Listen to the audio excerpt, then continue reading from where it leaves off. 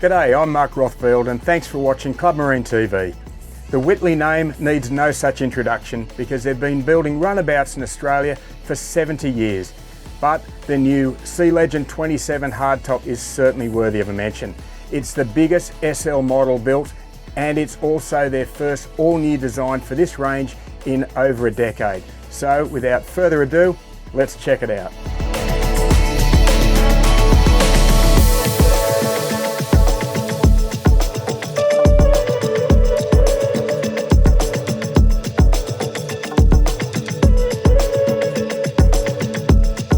Before we start the tour, I should mention that I saw this particular boat being constructed at the Whittley factory just a few weeks ago.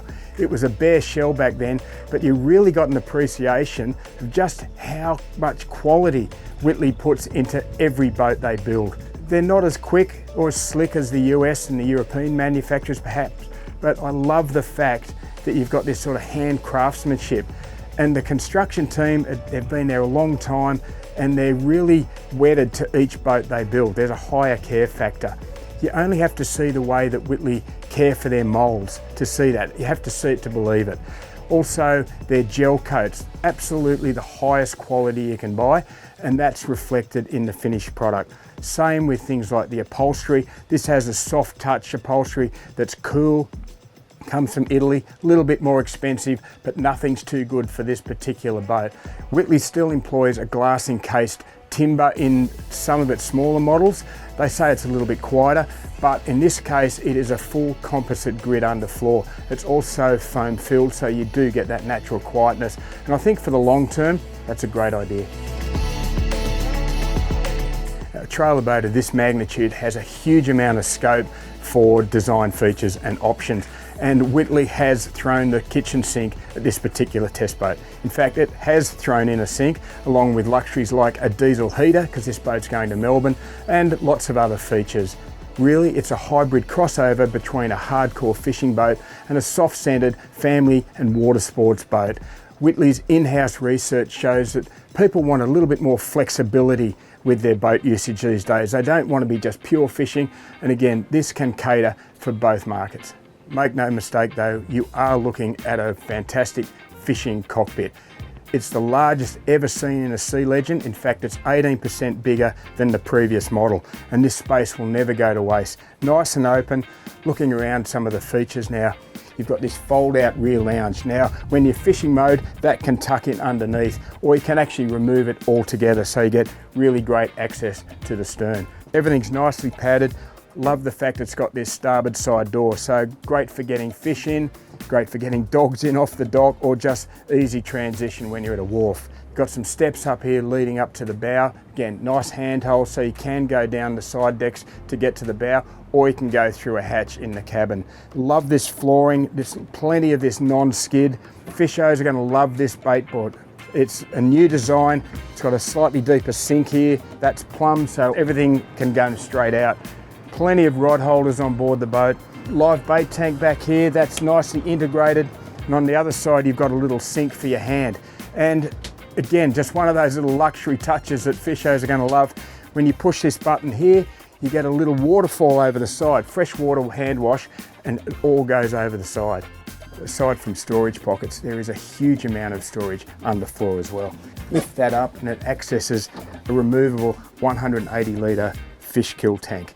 There's also the option of 2 more 70 litre in-stringer kill tanks, and beneath this hatch is a Seakeeper 1 gyro.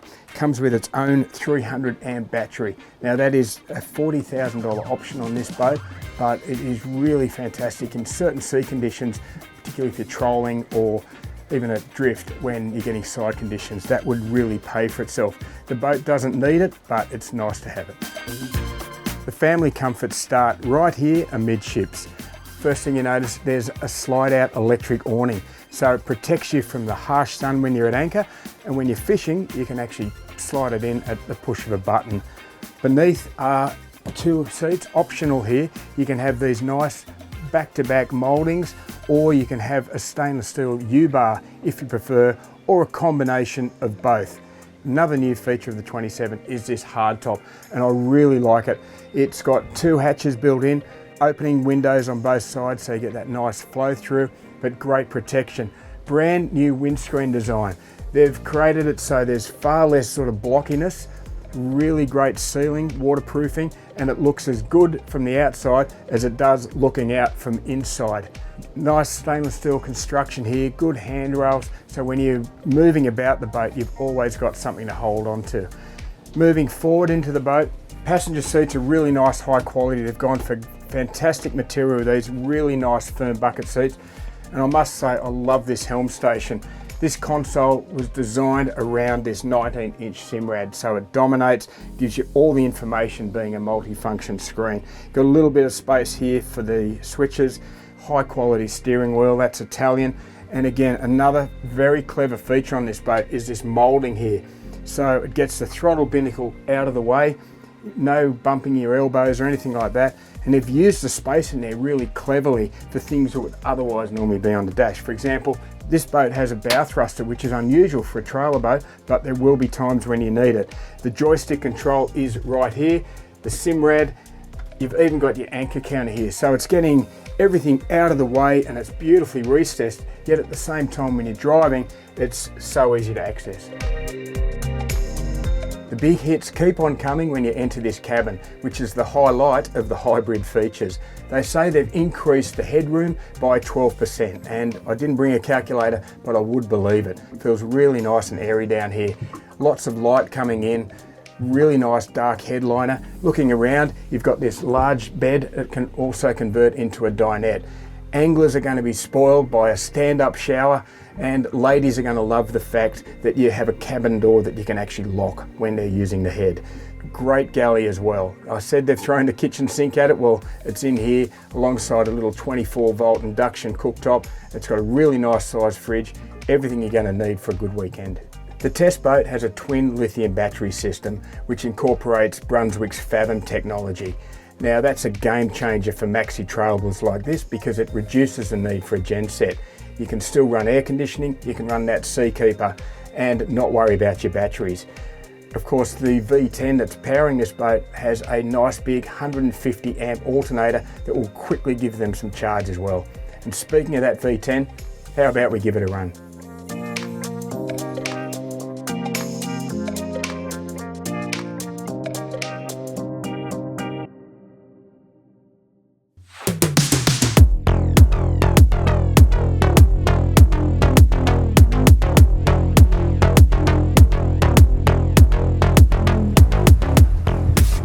I must say it's so comfortable here in this hard top environment.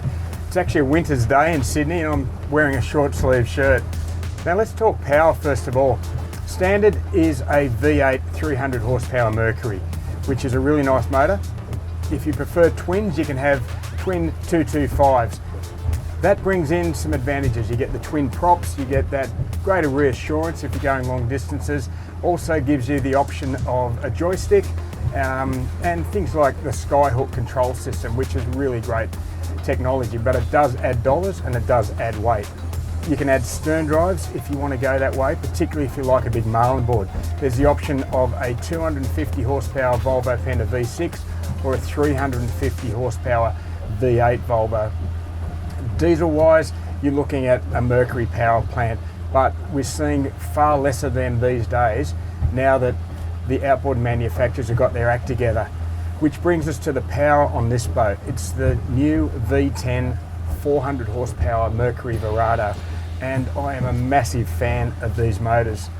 They are so quiet. Right now we've got it in quiet mode. If you want to hear that sort of throaty V10, you can push the sports button and you get that higher exhaust note. But I'm an old bloke and I like it nice and quiet. Now, lots of other technology on these motors. For example, they have adaptive speed control. They have active trim system. So basically this boat is a point and shoot proposition. It has AMS advanced midsection, which essentially reduces the vibration. It has no water telltale. They worked out that was one of the noisiest aspects of this boat. It takes a little bit getting used to not seeing that telltale, but again, quietness is everything. Other features include a fantastic propeller that's customized to this particular motor. fuel usage is just 7 litres an hour at the moment. And here we are rolling along at 10 Ks. Bring it up now. Just jump this thing up to a little bit around about that 2000 mark. It's still trimmed down at the moment. It does have the active trim system riding. It's also got the zip wake so that they're controlling this thing automatically.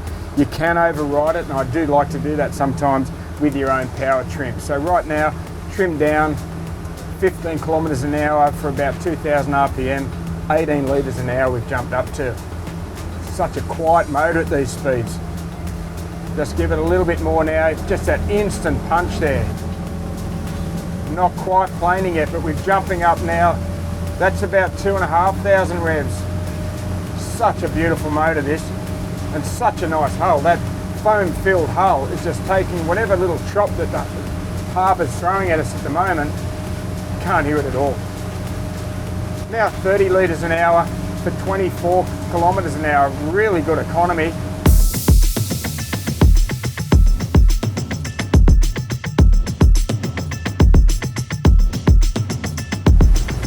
We did drive this boat offshore earlier, and I tell you, they were choppy conditions. Lots of backslop off North Head and Sydney Harbour. And this thing was one of the most impressive boats I've ever driven in those conditions. Just rode through everything that was thrown at it.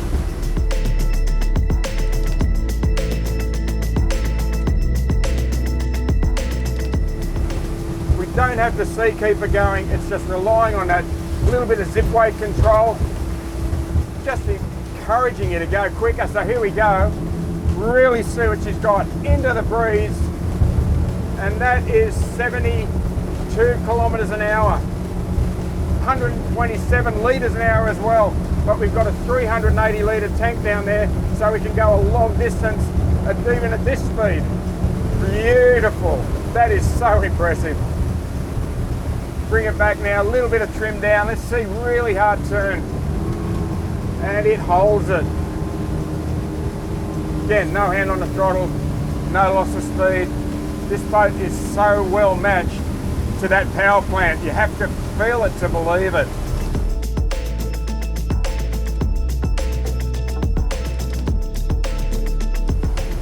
Whittley have gone away from the ray glass heritage with this particular boat, but they haven't strayed too far from a winning formula.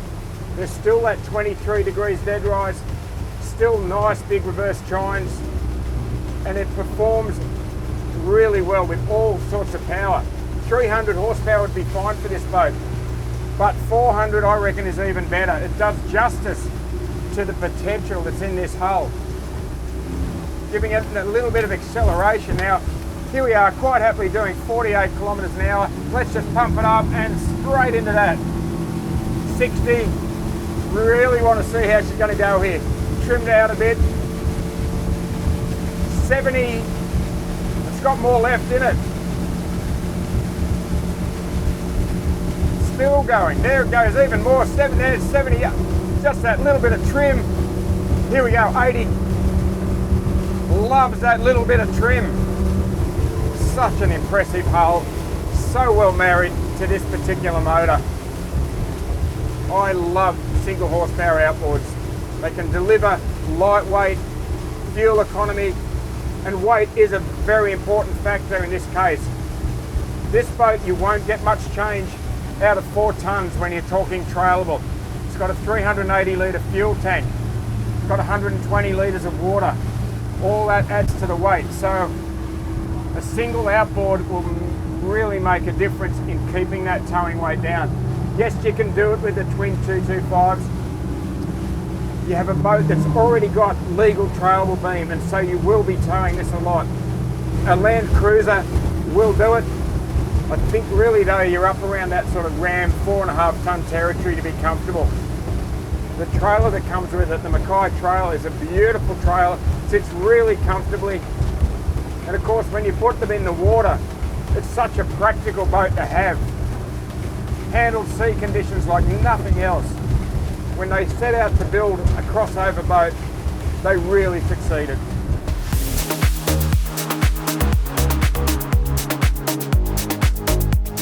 When it comes to optioning into 27, Whittley offer some automotive style packs. One is called the Marlin Broadbill Edition, and there's also a coastal tourer. And as the name suggests, you can set the boat up more for cruising or more for fishing. Saves money, and it also makes that boat buying process just a little bit easier. One thing I love about the Whittley dealership network, it's their own company run, and they have a fantastic website, so you can jump online, basically build your own boat to spec, and then talk to a salesman who's dedicated to this product, and it works really well. Starting price for the 27 is $313,000, but as you see it here, it is $427,000 with a host of options, as you've seen. Believe it or not, the market for maxi trailables is outstripping the entry level at this stage because it's less vulnerable to that sort of mortgage pressure. In this case, you don't just get an incredible amount of boat, you get an incredible boat overall. Brilliant design, well built, and fantastic performance. If you can't catch a fish in this boat, it's not the boat's fault, and your family are going to love you. I'm Mark Rothfield for Club Marine TV. I'll see you next time.